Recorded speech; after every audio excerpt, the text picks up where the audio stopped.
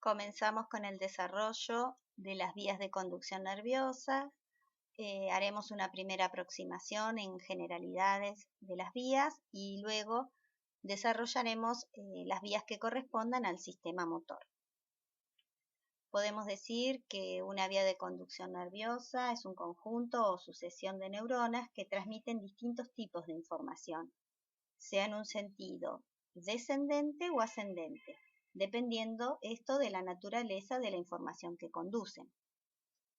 En ese trayecto donde se van a unir dos o más neuronas, se lleva información específica de los sistemas motores y sensoperceptivos, que son fundamentales para la vida de relación.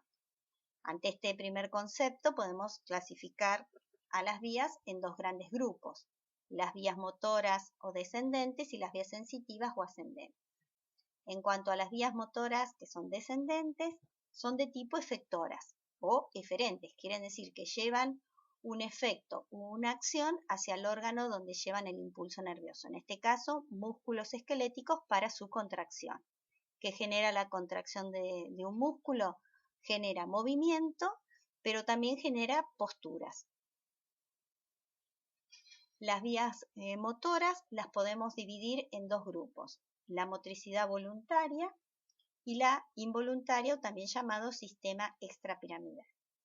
La vía de la motricidad voluntaria tiene la característica de que esta vía comienza en la corteza cerebral, por lo tanto es consciente. En cambio, las del sistema extrapiramidal son fascículos nerviosos que se van a originar en distintos niveles del encéfalo, pero que no son la corteza cerebral. La motricidad voluntaria nos va a garantizar la inervación de la musculatura, como ya dije, somática, esquelética de los miembros, de las extremidades, también como del tronco y la cabeza, a través de dos fascículos. El piramidal propiamente dicho o córtico espinal, esto nos indica el nombre de dónde se origina la corteza y que llega a la médula espinal, y este nos garantiza la inervación de los miembros y de la parte del tronco. Y el otro fascículo, geniculado o córtico nuclear, que nace en la corteza cerebral y llega a los núcleos de origen real de los nervios craneanos ubicados en el tronco cerebral, nos garantiza la inervación motora justamente de los músculos de la cabeza.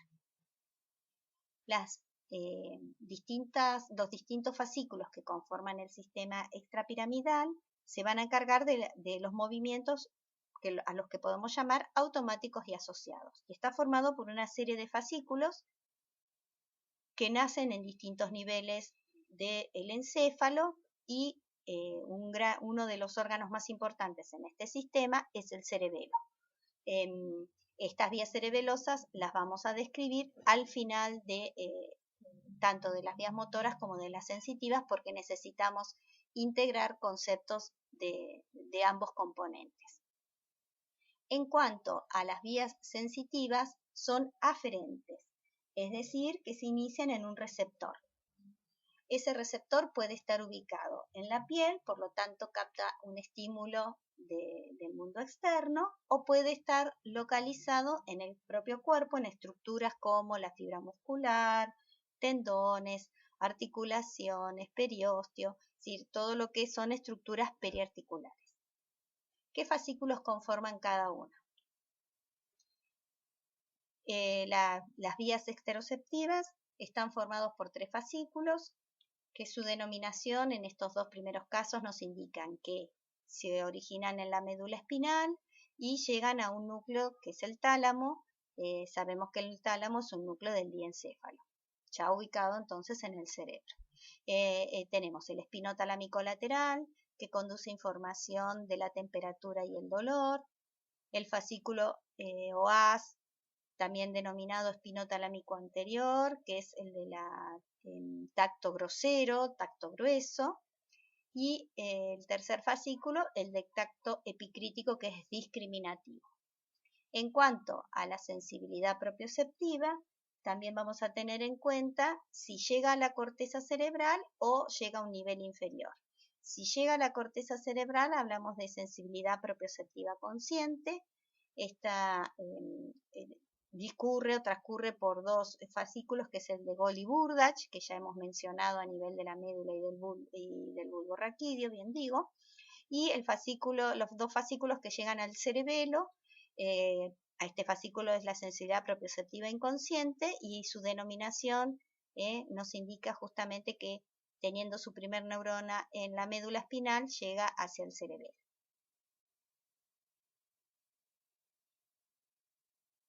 Otro aspecto que tenemos que tener en cuenta para comprender la conducción nerviosa es que las señales nerviosas que se dirigen hacia el sistema nervioso central o desde el sistema nervioso central, lo hace a través del sistema nervioso periférico. Por lo tanto, tenemos que tener en cuenta que los nervios periféricos están formados por prolongaciones que conducen impulsos nerviosos desde la periferia en un sentido centrípeto o aferente, y una vez que esto llega al sistema nervioso central, en este caso la médula, si se produce un reflejo, que sería una respuesta automática desde la médula y vuelve al nervio periférico, o podría ascender, como son la información que vamos a decir ahora de las vías, esa información con respuesta motora también discurre por el mismo elemento nervioso que es el nervio periférico. Un nervio periférico está formado, sea tanto un nervio raquídeo o un nervio craneano, por distintos fascículos. Cada uno de estos fascículos encontramos prolongaciones nerviosas. Esas prolongaciones están revestidas de mielina. En el caso de los nervios periféricos, la mielina está producida por las células de Schwann. Y si es una prolongación periférica de la primer neurona de tipo sensitiva, esta se dirigirá hacia un receptor sensitivo, y si es una prolongación central como un axón, luego tendrá terminaciones que lleguen hacia los músculos, lo que se denomina placa motora. Ahora sí daremos comienzo a la descripción específica de las vías motoras, primero en forma consciente. Describiremos la vía córtico-espinal o piramidal propiamente dicha. El primer nombre, como ya dije, nos indica de dónde nace hacia dónde se dirige. Y el término piramidal es un término clásico por la ubicación de su primer neurona, que está en la corteza cerebral, a nivel de la circunvolución frontal ascendente, y ahí tenemos el predominio de las neuronas piramidales gigantes de Betz. Por lo tanto, ahí ese es el nombre al que se refiere con el término piramidal. Para poder entender una vía motora tenemos que tener en cuenta que tienen dos puntos de relevo. Una se ubica en la corteza y la otra en la médula espinal, en la cabeza del asta anterior de la médula. Para poderla comprender, hemos hecho toda una descripción, todas estas clases previas de los distintos segmentos o sectores que tiene el sistema nervioso central. Conocemos el cerebro, ahí lo estamos observando en un corte frontal o coronal o de Charcot, el mesencéfalo, la protuberancia y el bulbo raquídeo como sectores del tronco cerebral, y el último sector, el correspondiente a la médula espinal. Una vía, entonces, dijimos que era la sucesión de dos o más neuronas. En el caso de las vías motoras, sus puntos de relevo son dos, y a los que le vamos a denominar primera y segunda neurona, pero no hay una única neurona, sino son puntos de relevo. La primera neurona va a ser en la corteza cerebral. Se la puede denominar también neurona motora superior. En el caso de la vía córtico-espinal o piramidal propiamente dicha, ese primer punto de relevo se encuentra en el área motora primaria, el área 4 de Brodmann, en la circunvolución frontal ascendente. Tenemos que recordar que había un homúnculo motor en donde encontramos el hombro invertido con su representación de cada segmento de su cuerpo en esa corteza cerebral. Si ahora observamos el origen de esta vía, vamos a tener en cuenta que se origina en los 2/3 superiores. Lo que no incluye es la parte de la cara. sino lo que es la mano, el miembro superior, el tronco y el miembro inferior. A partir de ahí comienza su trayecto a través de un cordón o fascículo de sustancia blanca. Va a recorrer las distintas sustancias blancas a lo largo de su recorrido hasta llegar a su segunda neurona, que está ubicado en la cabeza del asta anterior. Todo es trayecto. En el cerebro desciende por el centro val, la sustancia blanca ubicada inmediatamente debajo de la corteza cerebral, y se coloca en la sustancia blanca ubicada entre los núcleos tálamo y lenticular, llamada cápsula interna, específicamente en el brazo posterior de la cápsula interna. Luego alcanza el mesencéfalo, ocupa el sector del pie del mesencéfalo, en la parte central del pie. Luego, a nivel de la protuberancia, como están los núcleos pontinos y las fibras transversas de este sector, se disocia a nivel de la protuberancia, pero luego se vuelve a agrupar y forma las pirámides pontinas ubicadas en los cordones anteriores del sector vulvar. En la parte baja del bulbo raquídeo, estos cordones o pirámides vulvares se entrecruzan y forman la decusación piramidal, límite entre lo que es encéfalo hacia arriba y lo que es médula espinal hacia abajo. ¿Qué se produce en la decusación piramidal? Se producen dos cordones. Se cruza un 80-90%, la bibliografía varía, y sigue en forma directa un 10 a un 20%. Las fibras que siguen directo se discurren por el cordón anterior de la médula espinal y se llama haz piramidal directo. Las fibras que entre un 80 y un 90% se cruzan, se decusan, se colocan en el cordón lateral contralateral. Por lo tanto, discurre o recorre el cordón lateral de la médula espinal. Todos estos trayectos, cuando de acuerdo a la información que lleva tiene que salir, encontrará el nivel medular para hacer sinapsis en su segunda neurona. ¿Cómo lo hace? Ampliamos la imagen para poderlo explicar mejor. La información que desciende por el fascículo o cordón, piramidal directo, cruza por la comisura blanca y hace sinapsis en las motoneuronas ubicados en los núcleos medial y lateral de la cabeza del asta anterior. Ahí encuentra la segunda neurona, la motoneurona o neurona motora inferior, y esa información sale por la raíz anterior, que luego será parte del nervio raquídeo. La información que desciende como fascículo o haz piramidal cruzado hace sinapsis en la segunda neurona de la cabeza del asta anterior del mismo lado, porque ya está cruzada. Ahí está, es del mismo lado, segunda neurona, cabeza del asta anterior, y su axón sale por la raíz anterior y luego conformará el nervio raquídeo. Después de hacer esta descripción, podemos decir que toda la vía córtico-espinal o piramidal es cruzada. Un 80 o un 90% se cruza a nivel de la parte distal o la parte más caudal del bulbo raquídeo. Y el otro restante, el fascículo más delgado, el 10 a un 20%, que es el directo, se cruza a nivel medular, en el segmento medular que le corresponda salir, a través de la comisura blanca. Vamos a hacer esta misma descripción con otra imagen. Esta podemos apreciar el homúnculo motor, lo que yo les decía, la gran representación que tiene el dedo pulgar y la mano, el miembro superior, el tronco y el miembro inferior, incluido la parte del pie, en la cara interna de esta circunvolución, que está dentro de lo que es parte del lobulillo paracentral. Tenemos los mismos cortes a nivel del cerebro, del tronco cerebral y de la médula espinal. ¿Dónde encontramos la primera neurona? La neurona motora superior, en la circunvolución frontal ascendente, el área 4 y 6 de Brodmann, el área primaria de la motricidad voluntaria.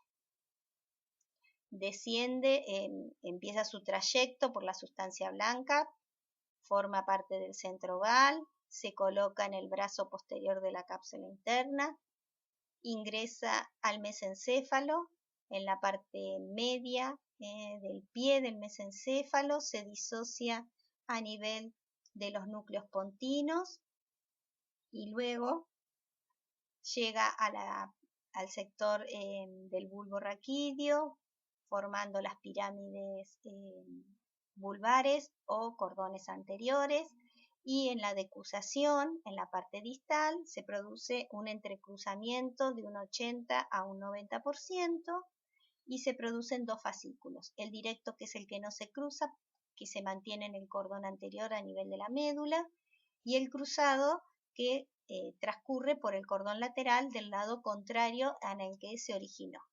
¿Qué pasa en la parte donde se debe encontrar con su segunda neurona o neurona motora inferior? El fascículo directo va a cruzar por la comisura blanca y hace sinapsis en la cabeza del asta anterior, en las neuronas alfa y gamma de los núcleos que están ubicados en la cabeza del asta anterior, y luego esta información sale por la raíz anterior que conformará el nervio raquídeo. En cambio, el fascículo piramidal cruzado hace sinapsis con la motoneurona o neurona motora inferior, ubicada en la cabeza del asta anterior, del mismo lado donde viene descendiendo. Su información sale por la raíz anterior. Ahora bien, tenemos la otra porción, el quinto inferior o tercio inferior, depende los libros, que está la representación de lo que es la cabeza.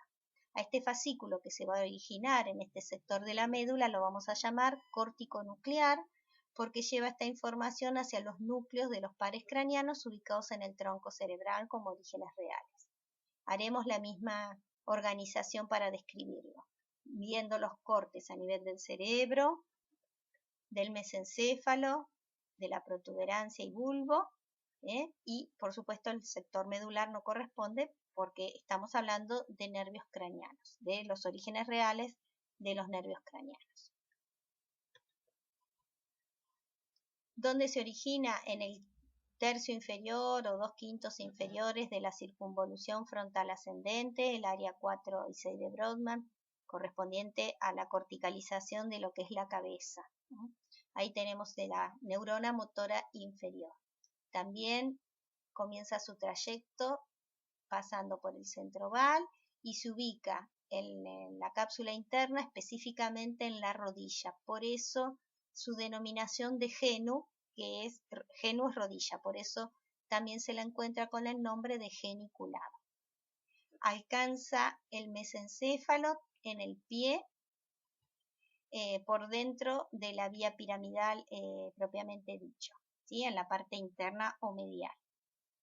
Y a partir de ahí comienza a encontrar en distintos niveles del tronco cerebral los orígenes reales de los nervios craneanos, y siempre lo va a hacer en forma cruzada. A nivel del mesencéfalo encuentra los orígenes reales del tercer y cuarto par nervio craneano, motor ocular común y el patético.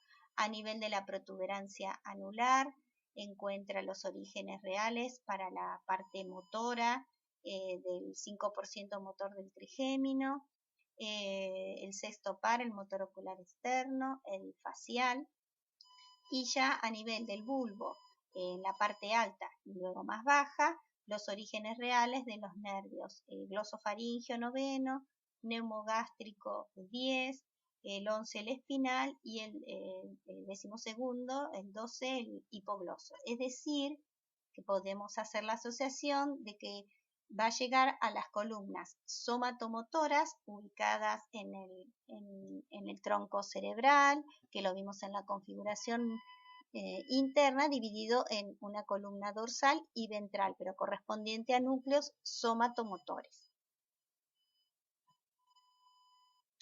Ahí encontramos la segunda neurona o neurona motora inferior. Este es un esquema del libro de la Target, un poco más simple porque no hay una gran división o esquematización de lo que corresponde al tronco cerebral, pero sí están especificados los nervios craneanos. Podemos decir que encontramos los distintos niveles del encéfalo. La vía se origina en la circunvolución frontal ascendente, primer neurona, donde se corticaliza, donde tenemos la representación cortical de la cabeza con todos sus componentes. Esto desciende hacia la rodilla de la cápsula interna, pasando previamente por el centro oval. En el mesencéfalo alcanza el pie y a partir de allí envía la información hacia cada uno de los nervios craneanos ubicados a lo largo del tronco cerebral, y había omitido el correspondiente al nervio espinal con su componente dentro de la médula espinal a nivel cervical. Hay libros que explican las vías, las dos juntas. Nosotros en forma esquemática las separamos para que sea una mayor comprensión. En el Atlas de Netter las podemos observar juntas, y lo interesante acá es observar cómo está corticalizada todo lo que es la parte de la cabeza, en la parte inferior de la circunvolución frontal ascendente. Acá tenemos la cisura de Silvio, y luego la representación del pulgar con el resto de la mano, el miembro superior, el tronco y el miembro inferior. Y cómo en forma de abanico estos fascículos se orientan en la cápsula interna, los que corresponden a todo lo que es la cabeza se colocan a nivel de la rodilla, y el resto de los fascículos o de la información a nivel del brazo posterior. Si es par craneano, va dejando la información en los núcleos, y si es correspondiente a las extremidades y el tronco, se dirigirá hacia la médula. Y acá estamos observando cómo la parte del córtico nuclear queda en la rodilla y cómo se dispone en este orden el brazo o el miembro superior, para ser más específico, el tronco y el miembro inferior, en el trayecto del brazo posterior de la cápsula interna. Acá estamos terminando de ver la salida para los pares craneanos y su trayecto córtico-espinal hacia la médula espinal. Ahora bien, tendremos que describir los distintos fascículos que conforman el sistema extrapiramidal.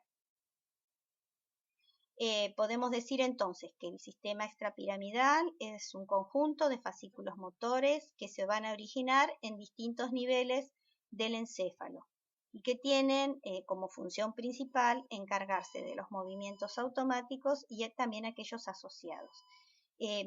Esto permite la regulación del movimiento voluntario, la regulación del tono muscular y también del equilibrio estático cuando le sumemos la función específica del cerebelo.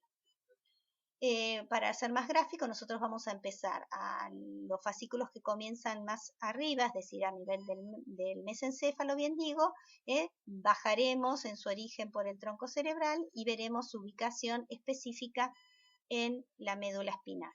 Tienen una vía común, todos estos fascículos llegan a las motoneuronas que tenemos ubicadas en la cabeza del asta anterior. Recuerden que había neuronas de tipo alfa y gamma y están dispuestas en los dos núcleos.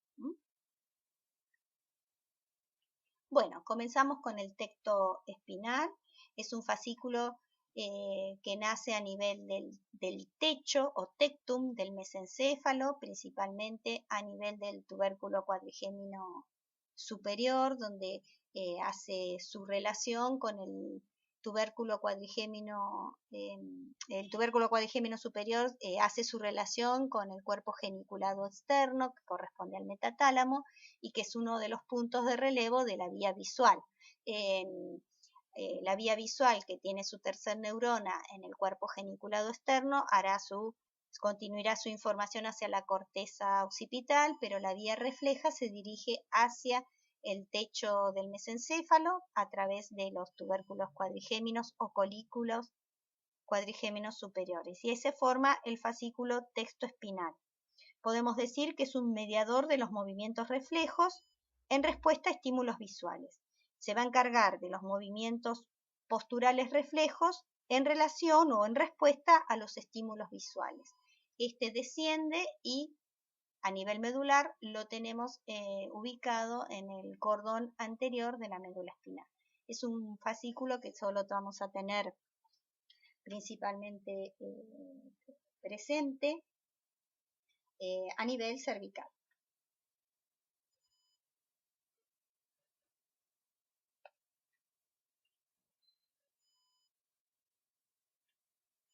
El segundo fascículo que podemos mencionar, continuando a nivel del mesencéfalo, es el fascículo rubroespinal. Se denomina rubroespinal porque se origina en el núcleo rojo. Recordamos que este núcleo rojo se encuentra en la calota del mesencéfalo o tegmentum y tiene relaciones o conexiones tanto con el cerebelo como con los núcleos de la base, principalmente el tálamo. Es un fascículo que se va a encargar principalmente del tono de los músculos flexores de las extremidades, justamente facilita la actividad de los músculos flexores e inhibe la actividad de los músculos extensores, que son los antigravitatorios. Se cruza y desciende a nivel de la médula, lo encontramos discurriendo por el cordón lateral y siempre terminan, como la anterior, en la segunda neurona de la cabeza del asta anterior. El tercer fascículo que mencionamos es el vestíbulo espinal. Tenemos que recordar que a nivel del suelo del cuarto ventrículo reconocimos una serie de núcleos que hacían un relieve y formaban lo que eran los laterales del suelo del cuarto ventrículo, conocido como ala blanca externa, y dentro de este ala blanca externa, además de núcleos cocleares, tenemos núcleos vestibulares. Este fascículo vestibular es el más largo de todos los fascículos del sistema extrapiramidal, llega inclusive hasta la médula, hasta la parte de la médula lumbar.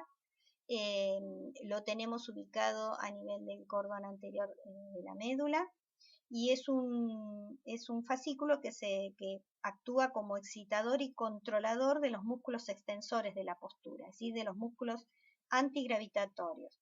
Activa el cuello y la parte superior del tronco para posicionar la cabeza en cuanto a su lineación con el tronco. Facilita la actividad de los músculos extensores e inhibe la actividad de los músculos flexores. Por lo tanto, está realmente vinculado con la actividad postural asociada con el equilibrio.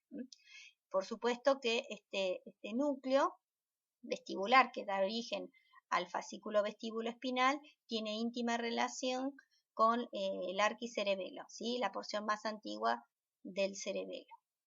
Por lo tanto, complementaremos la información de este fascículo o volveremos a esta información cuando hagamos la descripción de las vías cerebelosas. A nivel del tronco cerebral, habíamos descrito, cuando hicimos la descripción justamente del tronco, una red neuronal que formaba, en forma difusa, formaba un conjunto de neuronas a los que llamamos formación reticular y están ubicados a lo largo del tronco cerebral. Y esta red de neuronas forma dos fascículos.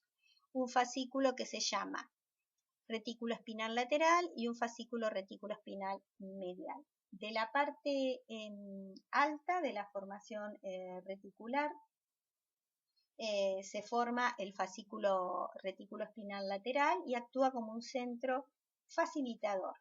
En cambio, de la parte vulvar de la formación reticular se forma el fascículo retículo espinal medial, que está ubicado en la médula a nivel del cordón anterior y funciona como un centro inhibidor de movimientos, ¿no? Los dos terminan en esta vía final, que es la cabeza del asta anterior.